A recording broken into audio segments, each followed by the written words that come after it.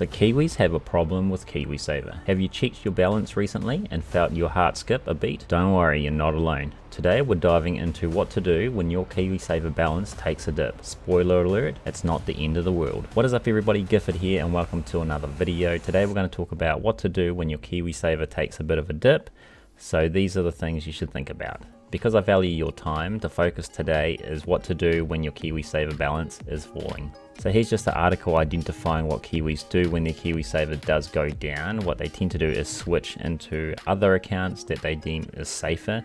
Now, it's up to the individual, but you shouldn't be switching Kiwi Savers. You should be sticking to a plan that you started with and then only switch it when it comes up to that time in your plan. By switching early and not following your plan that you started with, you can actually diminish the returns of Kiwi Saver. While changing the plan while it dips is a good idea to try to save some money and stop it falling, it's actually not the right approach because the market can turn around and you'll miss out on those gains. It's very hard to time the market. The first thing to do is really don't panic. Drops are normal and they often recover over time. We've seen this recently with the pandemic. Selling or switching funds during a downturn can lock in your losses. Understand what your funds do. The big question here is, are you in the right fund for the goals and the timeline that you have for yourself? Growth funds are more volatile but offer higher returns over time. Conservative funds are steadier but may grow slower.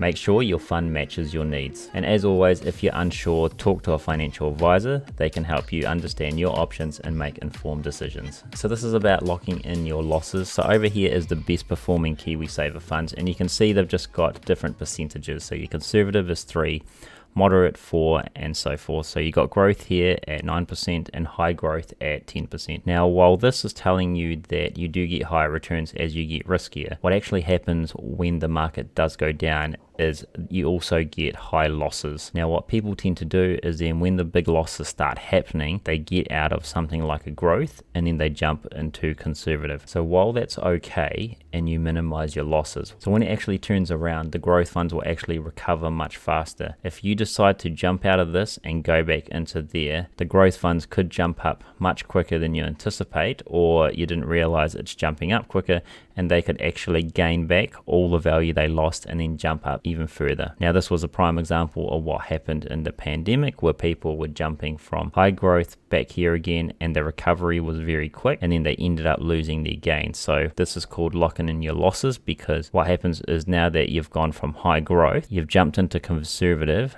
the high growth has already lost a lot of money, and then by jumping into conservative, when the market turns around and that growth gains all its losses back, you're then stuck in conservative, and conservative doesn't go up that high. So therefore you've locked in your losses, and then when the market comes right and you haven't timed it exactly correct, then you'll be in the negative and you would have lost some years of some compound interest. And right now we're actually in a current downturn, and you can see here that I am in the Milford Aggressive Fund and I've got 65,000 in it, and it's currently only up at 4%. Now, it was actually a lot higher at about 8%, but yeah, this is what happens in the downturn. But I'm just going to leave it here. I'm going to be in this fund for another 10-20 years, so there's no problem at all just to keep it going, and hopefully I will capture some of those high growths. That happens in the market every so often, but every week I buy those shares cheaper and I accumulate them, and then eventually when it's ready to start going the other way again, those cheaper shares are going to appreciate in value. So this is about understanding your own plan. So here is a great chart explaining what kind of funds you should be in for your age. Being in what fund is really about risk. You get these predicted returns, however they do need time to get there. It's also understanding what these funds invest in. Conservative fund will never beat growth fund for returns. However, conservative will also never lose as much as a growth fund. Understanding what fund you're investing into. So this here is just an indication of where you should be at. So there's the ages there, and then the kind of risk indicator that you should have. So focused on growth, and then slowly as you get older it should be moving over to conservative. But be aware, if you are in the stock market, that the risk is still pretty high compared to, it's never going to get to the low, because in this end the stock market can always have crashes even though it's in the conservative. The best thing to do if you want to be in low is just go straight for a term deposit with the bank. And the other thing to keep a note of is that annual charges do make a big difference in compound interest, so make sure that you are in your correct fund but also having a lower interest that suits you. So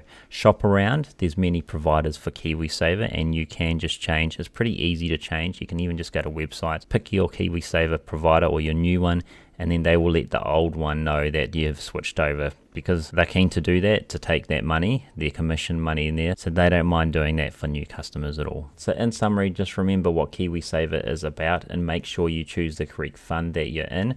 Don't be hopping in and out of funds trying to time the market. You should be aligning your KiwiSaver to your future goals, so whether it's for retirement or earlier on where you're going to use it to help buy a house. Have a look at the overall plan and it'll help you out a lot better, and then it'll make sure that you're more efficient with KiwiSaver and how much money you're putting in, making sure that you can put between 3 to 10% in there. So if you're doing it for retirement, I wouldn't suggest putting in like 10% because you want to invest outside of that, because I think you can have a better chance, depending on your personality. If you're into stock market investing, you can make better gains on your own, or if you're totally not, then you can actually go higher and let the KiwiSaver do all the investing for you. If you have any questions, please let me know in the comments below. Feel free to use all my referral codes that I have for the channel. It'll really help me out. Also, if you want to hear more from me, I'm over at Instagram, so feel free to follow me over there. I post about stock market news, what I'm doing in the markets every other day. The trading platform I use is Interactive Brokers, Hatch Invest, Stake, and Sharesies for individual companies, and I use InvestNow for index funds.